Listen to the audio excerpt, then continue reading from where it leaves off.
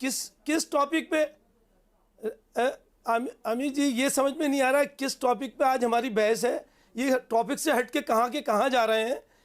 कभी बाबरी मस्जिद को ले आते हैं, कभी आतंकवाद को ले आते हैं, कभी दूसरी चीज़ों को लेकर आ रहे हैं। चाहे ये शहजाद पूनावाला हो, चाहे भाटिया साहब हो। भाटिया साहब खुद अभी 4 दिन पहले समाजवादी के गाने गाया करते थे। हमें और आपको सबको मालूम है, समाजवादी की ही गुलामी किया करते थे ये इससे पहले। आज बीजेपी के आप लोग देखिए, मुझे लगता है फैक्ट पे डिबेट करनी चाहिए। पढ़ के सुनाते हैं। असगर जी, लेकिन मैं फिर भी फैक्ट पे मैं चाहता हूं, जिस टॉपिक पे अमित जी सुनिए, आप भी अपनी बात को रखिए। पर्सनल बात करके क्या हासिल कर लेंगे हम?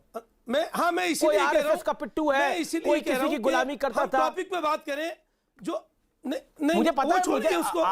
हम इसलिए कह रहे हैं समाजवादी पार्टी, आप समाजवादी पार्टी का भी नुकसान कर रहे हैं, समाजवादी पार्टी की गुलामी बैठे थे। लेकिन मैं ये वेस्टेज ऑफ टाइम है। हम जिस टॉपिक पे बात कर रहे हैं उस टॉपिक पे बात होनी चाहिए। बात करिए आप, उस टॉपिक पे बात करिए, उस टॉपिक पे बात करिए आप। सबसे बड़ी बात मैं आपसे भी कह रहा हूं जी सर, मैं इसीलिए कह रहा हूं टॉपिक से ये हट के जाते हैं, फिर क्या फायदा। आप जवाब दीजिए ना, ये कोड वर्ड क्यों, बात ये है कि बार-बार क्यों जरूरी है, उस पे कार्रवाई क्यों नहीं जरूरी है, क्यों विदेशी तार जुड़े हुए हैं, क्यों धर्मांतरण के खिलाफ आप लोग बोलना नहीं चाहते? जवाब दीजिए इस बात का।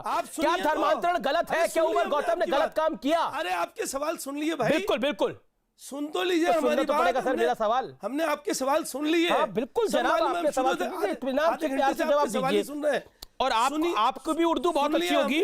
ये बताइए मुझे, ये रहमत का मतलब विदेशों से आने वाला फंड है और अल्लाह के बंदे का मतलब मूक बगीरों के वीडियो लाइक करने वाला है, ये होता है इन सब उर्दू में? मतलब बताइए, अर्थात बताइए सर प्लीज। अच्छा चलिए, जानकारी बढ़ाइए देश और दुनिया। इसी का जवाब ले लीजिए।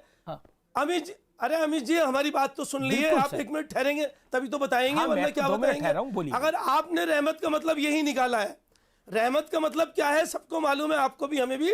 लेकिन अगर आपने रहमत का मतलब डिकोड करके यही निकाला है, अभी आपने बताया। मैंने नहीं निकाला, मैं फिर क्लैरिफाई कर रहा हूं, एटीएस की जानकारी है ये एक जांच एजेंसी की है। अमीश देवगन कोई नहीं होता, एटीएस की जानकारी है ये, एटीएस की जांच पड़ताल है, भारत की संवैधानिक संस्था की जांच पड़ताल है। बताइए आपका मामला ये है कि जब आपके साथी लोग बोलते हैं तो आप बोलने देते हैं। मैं बोलिए, जब आपके मेरा जवाब देने वाले लोग बोलते हैं, इस चर्चा में मेरा बोलने भी नहीं देते। मेरा साथी कौन है? मेरे तो आपके साथी है असगर खान। आपने अभी मेरे साथी तो इस चर्चा में आप भी हैं। भाई साहब देवगन है तो, लेकिन आप मान कर रहे हैं। अरे कैसे मानूं बताओ देवगन साहब, मेरा कैसे मानूं बताओ? अच्छा भाई साहब सुन लीजिए।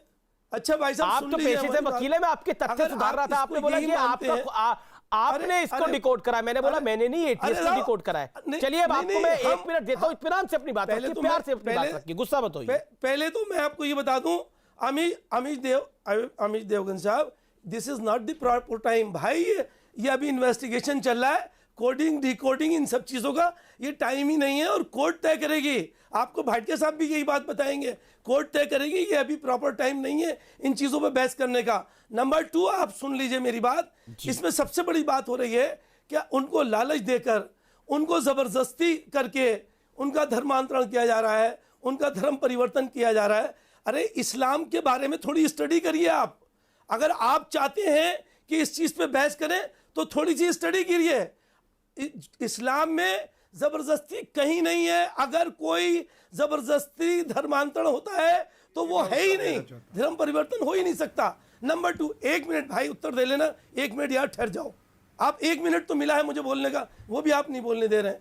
एक दूसरी चीज ये है कि आपने कहा छोटी छोटी बच्चियों को, माइनर को के साथ धर्मांतरण कर रहे हैं।